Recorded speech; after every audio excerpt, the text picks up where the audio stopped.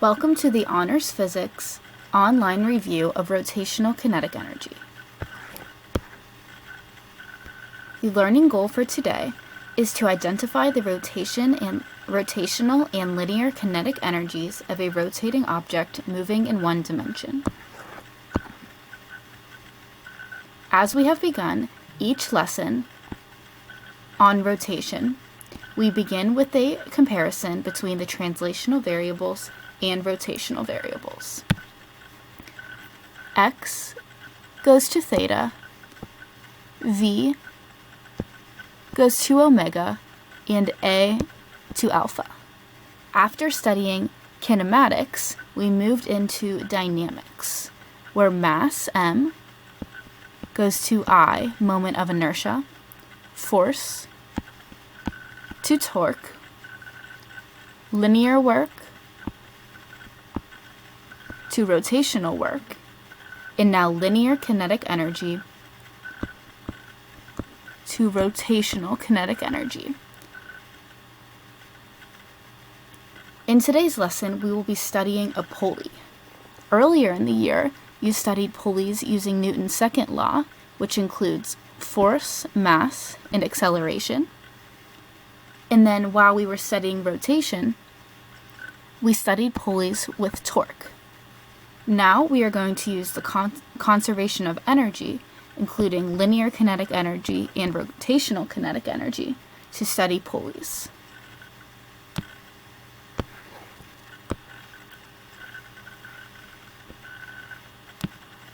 Kinetic energy is the energy of an object in motion, so rotational kinetic energy is the energy of an object that is rotating, or it has rotational motion.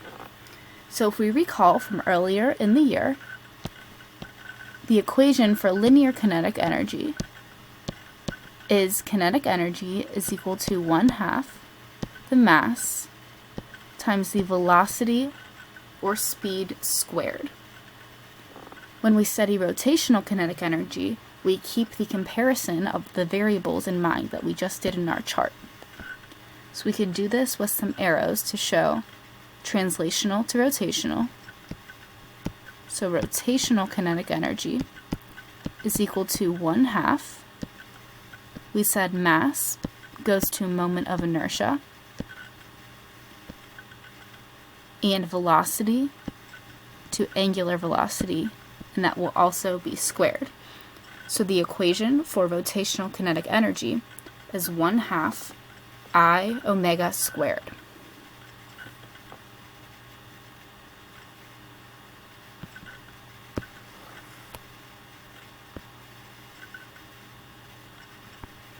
We'll next study the conservation of energy in a pulley system. So let's first label our diagram.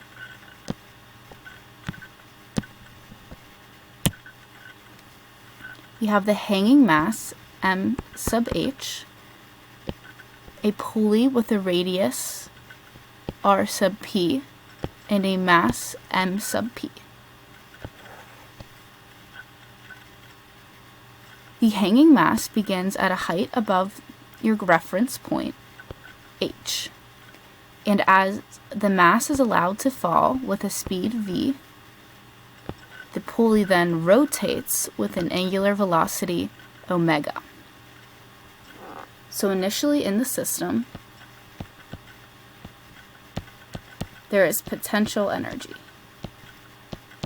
And at the end, the final energy, there is linear kinetic energy, that's the energy of the hanging mass, and rotational kinetic energy, the energy of the rotating pulley. So we set these equal to one another.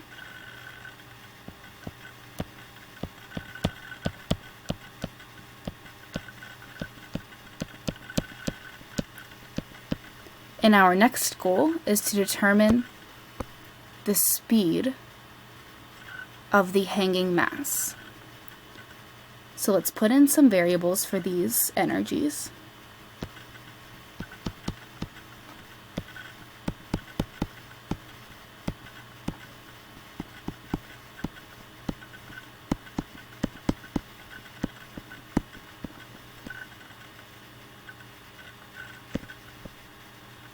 So this is the moment of inertia of the pulley, and the equation we use is 1/2 the mass of the pulley times the radius of the pulley squared.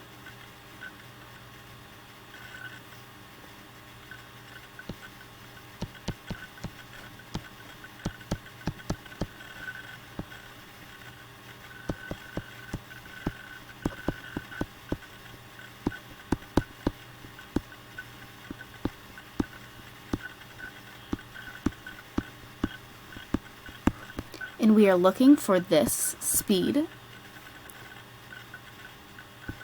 And if we recall the equation that relates linear speed to angular velocity, we can substitute this equation in for the radius squared and omega squared, and will be all in terms of the speed v.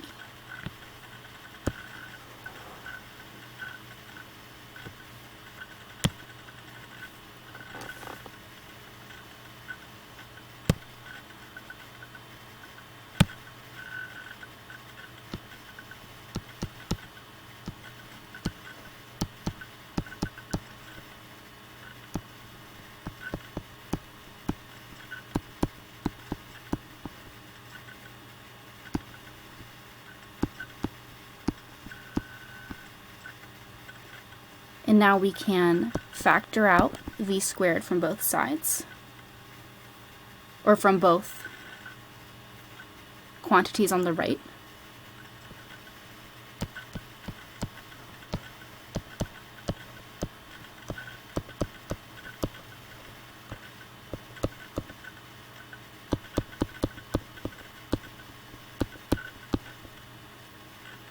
And dividing by this term and taking the square root will give us the speed v.